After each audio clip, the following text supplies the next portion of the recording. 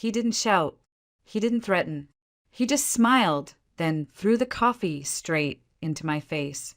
The boiling liquid struck my cheek and neck like a slap from hell. I gasped, stunned by the searing pain. The shock of it, then watched as Gregory Von calmly picked up his leather briefcase and walked out of the conference room like nothing had happened. I sat there, drenched, trembling, in front of the company's corporate attorney and the head of HR, too stunned to speak. No one moved. No one offered help. Only the quiet hiss of the coffee pooling across the table filled the air. That was the moment I decided I was done being quiet. My name is Lauren Whitaker. I'm 34 years old, and for the past 6 years, I worked as a biomedical engineer at Medtronic Systems in Austin. I had just developed a revolutionary cancer drug delivery system, and the moment I refused to sign over the patent, Gregory lost control. What he didn't know, what no one in that room realized, was that I had recorded the entire meeting from the moment I walked in. His threats, his manipulation, and finally his assault. But to understand how I got here, we have to go back, years back, to a Christmas morning when I was 8 years old. I tore the paper off a box to find a real microscope. Not a toy, but a real working microscope. My grandfather, who had already been diagnosed with pancreatic cancer by then, sat beside me and helped me examine fibers from the carpet, dust from the windowsill, even cells scraped from my cheek. "Someday," he whispered as I peered through the lens, "you might discover something that saves someone like me." 3 months later, I watched him take his final breath in hospice care. That was the day I made a promise, not to anyone else, just to myself. I would chase answers for people like him. In high school, I obsessed over biology and chemistry while my friends flirted with boys or worried about homecoming. I graduated valedictorian. My parents, both teachers, were supportive but cautious. "We just want you to be able to support yourself," my mom would say gently, steering me toward pharmacy or nursing. "Research is so unstable, sweetheart." But I couldn't let it go. College was brutal. Scholarships paid for tuition, but everything else? Rent, food, lab materials. I worked a graveyard shift at a 24-hour CVS, stocked shelves, survived on black coffee and power bars. Graduate school was worse. The pressure was relentless, and most nights I fell asleep, still wearing a lab coat, notes stuck to my face. But I pushed through because I had to, because giving up would have meant breaking that promise. When I got the offer from Medtronics 6 years ago, I cried right there on the call. They were known for cutting-edge cancer therapies, big NIH grants, and a reputation for integrity. I thought, this is it. This is where I'll finally make a difference. During onboarding, the HR director had told me, "We believe in innovation and protect our inventors. If you create something, you have rights." I believed her. I held on to that policy like a lifeline. My department head, Gregory Vaughn, was charming at first. Tall, silver-haired, always in perfectly tailored suits. He called me kiddo in meetings, said he saw real potential in me. But even then, there was something cold in his eyes, something performative. Still, I was too eager to please, too desperate to prove myself to care. I nodded. I smiled. I buried my unease under a mountain of grant proposals and lab trials. Then, 6 months in, I watched a colleague, Diane, present a breakthrough in diagnostic accuracy. A week later, at the quarterly board meeting, Gregory took the credit for her work, barely mentioning her name. Diane resigned shortly after.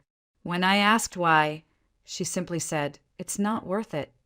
I should have listened. I should have paid attention. But I didn't. I buried myself in my side project. Nights, weekends, holidays, alone in the lab with nothing but pipettes and fluorescent scanners and the hum of equipment for company.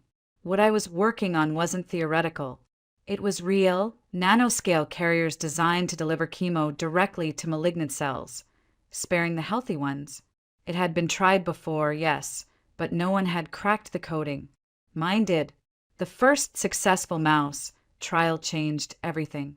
The tumors shrank, by over 60% with zero collateral damage. I couldn't sleep that night, not from anxiety but adrenaline. It felt like I had stumbled into the future. Like maybe, just maybe, this was the thing I was born to do. I followed protocol.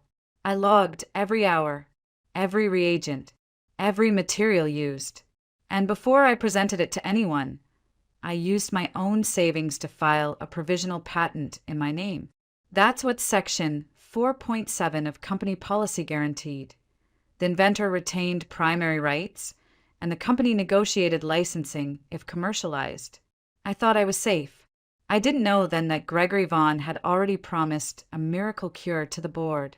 I didn't know he'd been watching my lab time more closely than anyone realized. I didn't know I was walking into a storm, one that would leave me bruised, burned, and fighting for everything I had worked for. But I would learn. And when I did, I wouldn't run. I would fight. And this time, I would not fight quietly. The moment I presented my research to the department, I knew the room had shifted. There was a stillness, not boredom or distraction, but something sharper, more focused. The kind of attention people give when they realize the stakes are higher than they thought. I stood at the head of the conference table, laser pointer in hand, explaining how the nanocarriers could identify tumor markers, bypass healthy tissue, and release their payload only when inside malignant cells. 20 minutes. Clean data. Clear results. When I finished, the questions came fast, technical, probing, enthusiastic. But then came Gregory's voice, calm and measured. "When did you begin this line of research?" he asked, eyes narrowed. I don't recall authorizing this direction. I explained that it had been a personal project, pursued during evenings and weekends, logged properly, within policy. He nodded, but I saw it, the flicker of calculation behind his smile. "Well," he said, "this certainly seems promising. The company will want full access to your data for review." "Of course," I replied. "And I should mention, I filed a provisional patent last week, under my name, in accordance with Section 4.7. For a heartbeat, no one spoke. The room didn't get louder. It got colder. I swear I saw Gregory's smile freeze like wet concrete in winter. He dismissed the meeting shortly after, his voice a little too tight. Jason, Ethan, really, but everyone at the company called him Jason out of habit, gave me a subtle thumbs up as we filed out. But that was the last easy moment I had in that building. Within 48 hours, the cracks began forming. My logging credentials suddenly failed for certain internal systems. Equipment I'd booked was mysteriously under maintenance. A shipment of reagents I needed was rerouted by mistake to another lab. At first, I brushed it off as coincidence. But then, one night after staying late to process samples, I noticed something strange. My lab notebook, the one I always kept locked in a desk drawer. It had been moved, just slightly, enough for me to notice. The corners weren't aligned the way I left them. The ribbon marker was tucked into a different page. It was small, subtle, but to a researcher, it was like someone had touched your brain. I checked the security logs the next morning. Someone had accessed the lab after hours using Gregory's badge. 11:43 p.m. in, 12:17 a.m. out. I knew he sometimes worked late, but in my space, alone, that was no coincidence. That night, I bought a discreet security camera. Something small, black, low profile, easily hidden behind a jar of Agro's powder on my top shelf. I synced it to my personal cloud. No company servers. No gups. If someone came back, I'd have proof. Jason noticed my change in demeanor. "You okay?" he asked one morning by the coffee machine. I hesitated, then told him everything: the lab access, the notebook, the feeling that I was being watched. He sighed, then leaned in. "Remember Eliza Crawford?" he whispered. "Eliza, from antibody research? She left last year." "She didn't just leave," he said. "She was developing a breakthrough therapy. Filed a provisional patent, just like you. Gregory pressured her to sign it over. She refused. Suddenly, she was accused of violating data protocols and was threatened with an FDA investigation. She gave up everything and disappeared. A chill ran down my spine. Why didn't anyone say anything? I asked. Because most of us are one bad week away from losing everything. That night, I didn't sleep. Instead, I created a separate record, offline, encrypted, detailing every step of my research. I backed up every document, every data set, every time-stamped photo. I made copies of emails, logged conversations, even started carrying a small audio recorder, clipped inside my bag for every informal chat. The next week, I was summoned by HR. Linda Warren from Human Resources greeted me with her usual tight smile, offering me herbal tea and complimenting my blouse before sliding a thick agreement across the table. "This is standard," she said, "just to clarify that any innovation done under company supervision belongs to Metatronics." I flipped through the document. Standard? It revoked all inventor rights. It transferred full patent ownership to the company with no royalty provision, just a performance bonus pending approval. It would have gutted everything I had built. "I'd like my attorney to review this before signing," I said. Linda's smile thinned. "That won't be necessary. Our legal team ensures everything is compliant." "I insist," I replied, standing. Her eyes narrowed. "Very well, but don't wait too long. Opportunities can disappear." Back in the lab, I found Jason waiting. His eyes flicked toward the door, then back to me. "Marcus got a performance bonus last quarter. Quiet, tied to department innovation leadership." I froze. That bonus had been issued before my research was even shared with the board.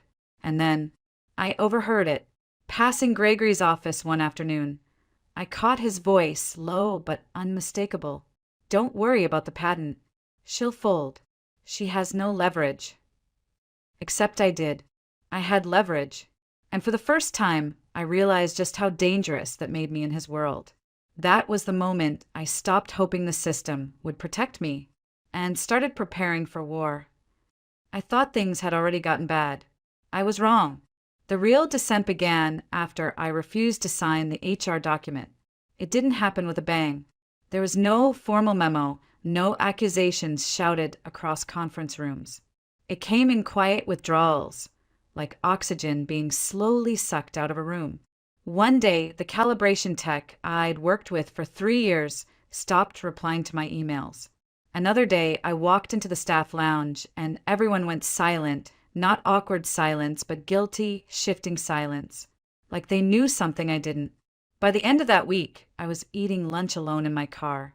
Requests for assistance were met with "sorry, swamped today." Shared drives I had previously contributed to suddenly revoked my access.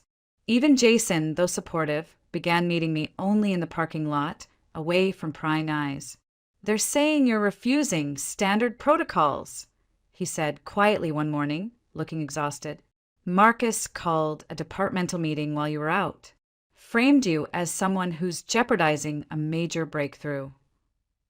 I stared at him. "They're isolating me." "They're doing worse than that," he replied. "They're rewriting the narrative." That afternoon, I returned to my lab and found the temperature controls for my testing chamber had been tampered with. The fluctuations were subtle, barely noticeable if you weren't monitoring constantly. But for what I was working on, it could destroy months of results. Then came the IT email. "We need to confiscate your laptop for routine system verification. A loaner will be provided in the interim." I knew what it meant. When I got it back 3 days later, the battery logging was different. A hidden folder had been opened and closed again. The screen brightness settings had changed. Little things, but unmistakable. They had gone digging, looking for anything they could twist. Fortunately, I had kept my core data backed up on an encrypted personal cloud. More importantly, the notebook with the most sensitive notes never left my bag. But even that began to feel like a fragile defense. One morning, my badge stopped working for the equipment wing. I was told I needed supervisor approval for access. approval that mysteriously took hours, sometimes days. By then, the instruments were booked. Research deadlines slipped. Then came whispers. Someone in the break room speculated that I had stretched sample sizes in my trials. Another hinted I had used unapproved compounds. Nothing direct, just fragments seeded into conversations by people pretending to be curious. I knew where it was coming from. Marcus wasn't just trying to break me legally, he was poisoning my credibility. And then, as if to drive the point home, Jason was reassigned. Just like that. New project across campus, he told me on a call. No warning. No explanation. He paused, then added, Lauren, they're trying to crush you. Slowly. I believed him, especially after I received the anonymous email. Watch your back. Vaughn has ended careers before. Patent in your name makes you a threat. There was no signature. The account had been created that morning and deleted minutes later. But the message rang loud and clear. I wasn't paranoid. I was a target. So I escalated. Every conversation with management I recorded. Every access denial. Every coincidental glitch. Every missed shipment. Documented with timestamps and screenshots. I kept a personal log of everything from the moment I stepped into the building to the second I left. I stopped leaving things unattended, even for coffee breaks. My lab coat never stayed on the same hook twice. I met again with Clara Donovan, the attorney I'd quietly retained after the first HR incident. She listened to everything. The notebook tampering, the software lockouts, the threats disguised as policy. You're doing everything right, she said after a long pause. But I need to be honest, this won't stay quiet. They're escalating. Eventually, they'll try to force termination. I won't give them a reason. They'll fabricate one if they need to. And just like clockwork, the next blow came dressed as a promotion. A meeting invite from Marcus. Executive Conference Room B. 8:30 a.m. mandatory. The title? Project Prioritization Strategy Discussion. I knew that wasn't what it was. This wasn't a discussion. This was the trap. I barely slept that night. I laid out my clothes like armor, navy blazer, white blouse, flat shoes for stability. I triple-checked that my phone was fully charged and recording before I entered the elevator the next morning. As it rose to the executive floor, I stared at my reflection in the mirrored panel. I looked tired, hollow, but also ready. Marcus was already there when I arrived, seated at the head of the polished table like a king in a courtroom. Beside him sat Linda from HR and Walter Simmons, the company's general counsel. 3 chairs, one of me. They smiled as I entered. Lauren, good to see you, Marcus said, pouring himself coffee. The smell hit me hard, too hard, and something deep in my gut whispered, this is it. The air in conference room B was heavy, like it had been waiting for something to explode. Gregory gestured to the seat across from him. Let's talk, he said, as if this were just a casual check-in between colleagues. Linda offered a perfunctory nod. Walter Simmons adjusted his glasses and slid a document folder toward me. We're here to clarify the company's position regarding your recent project, Walter began. Metatronics views your work as integral to our long-term strategic goals. The board is invested in ensuring continuity. I said nothing, just opened the folder. The paperwork was thick, glossy, full of legal language. But the core was simple. It demanded complete transfer of my patent rights to the company.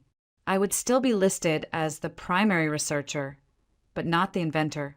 There would be no royalties, no licensing agreement, just a flat one-time bonus and a vague promise of future consideration. I've reviewed company policy thoroughly, I said calmly. Section 4.7 grants inventors the right to retain patent ownership. I'm open to licensing negotiations, but I won't sign over full ownership. Walter's mouth tightened. This situation falls under a special clause, strategic innovation that directly impacts company valuation. That clause requires pre-approval, I countered. My project was self-directed. logged after hours, and fully documented. Linda glanced at Gregory. Her posture stiffened. Perhaps we can find a middle ground, she offered. Shared rights, tiered royalties. But Gregory cut her off with a single raised hand. That won't be necessary, he said sharply. Lauren and I can finish this. They exchanged glances. Linda and Walter stood, gathered their materials, and quietly left the room. And just like that, we were alone. The shift in energy was immediate.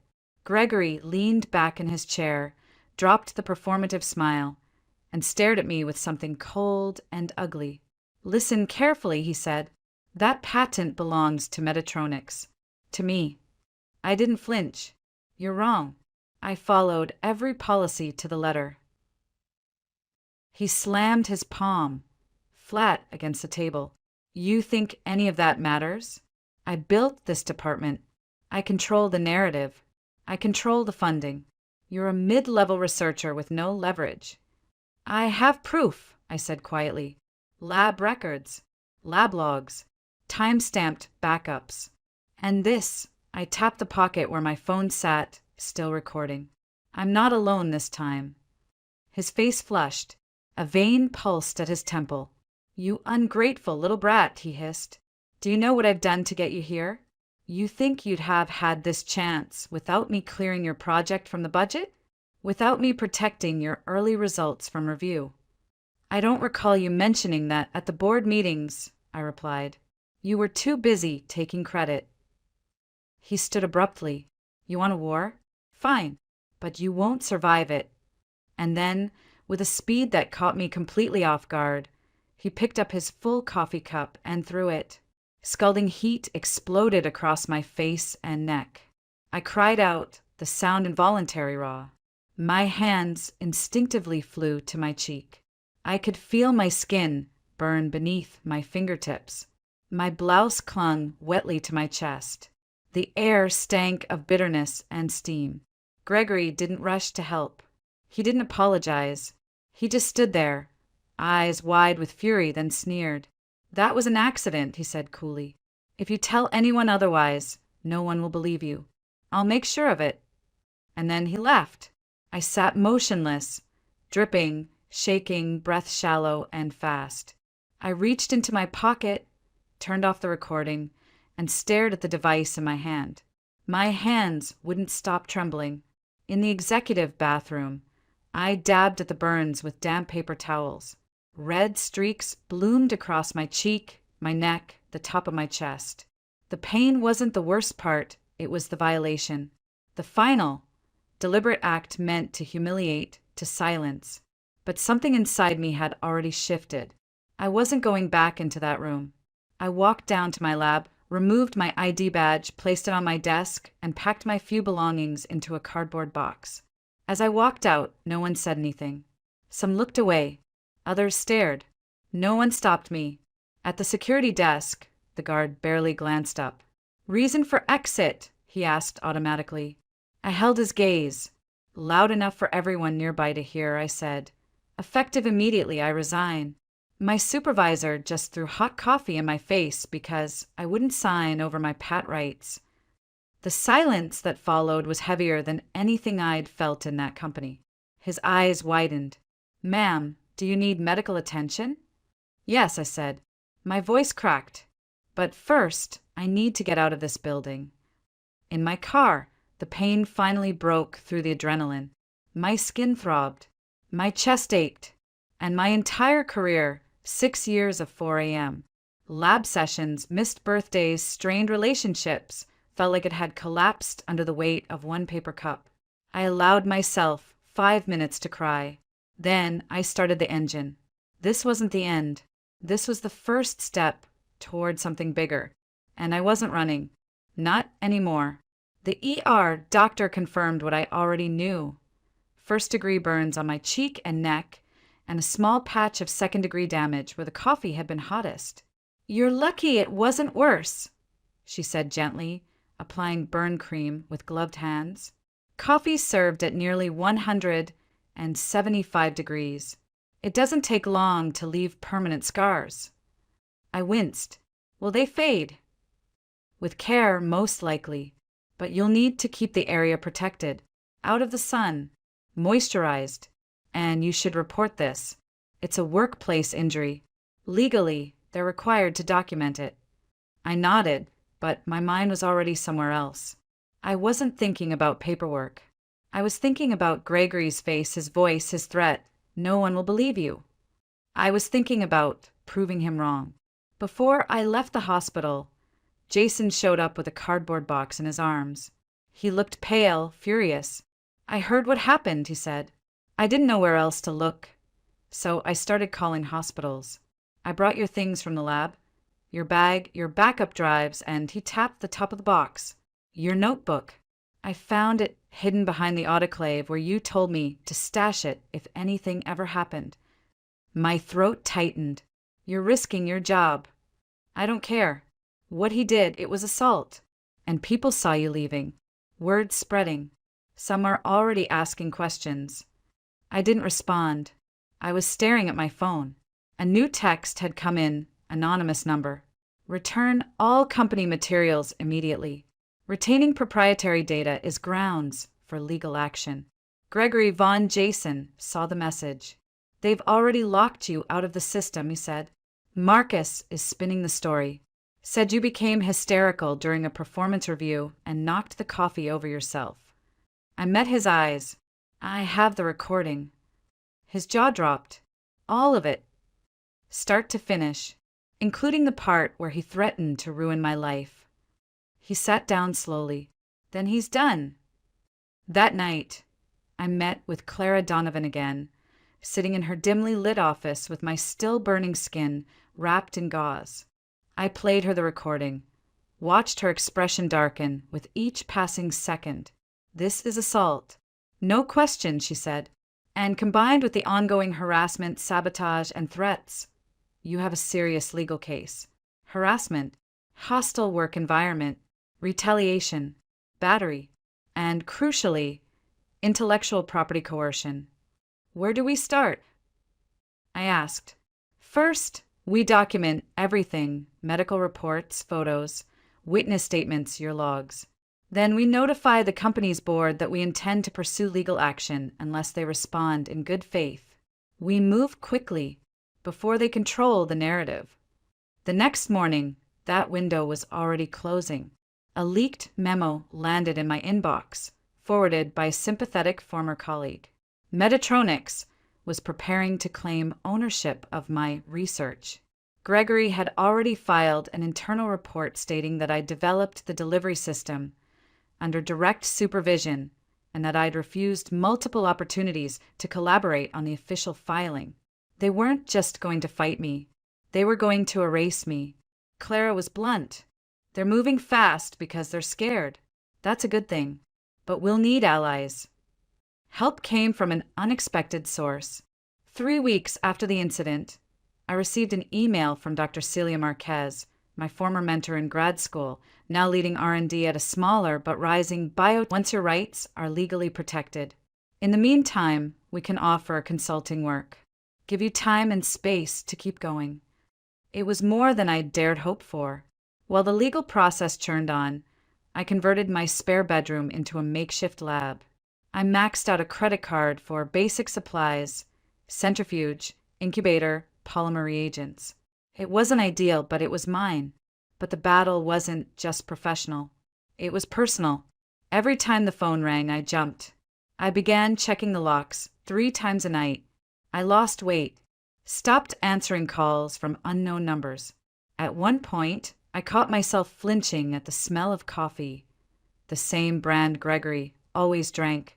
That was when I found a trauma therapist. What you're feeling is normal, Dr. Simmons told me during our first session. Your workplace wasn't just a job. It was your purpose, and it turned against you. It's okay to grieve that. I did, in small, private moments. Then I went back to work.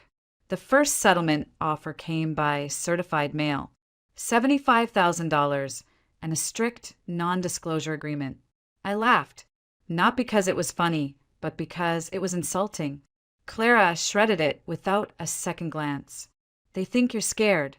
They think money can buy silence. They're wrong. It would get worse before it got better. But I wasn't backing down. Not anymore. The second settlement offer was bigger. $200,000, the same gag order, the same demand for full patent transfer. They were desperate. Clara didn't even bring it to the table. They know they're losing, she said. This is a last-ditch bribe before things get public. And then, just as we prepared to go fully public with our case, Ardentia's legal team stepped in.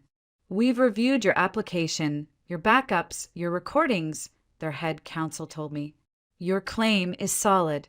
More importantly, we're prepared to back you, financially and legally, in exchange for future licensing rights. That offer changed everything.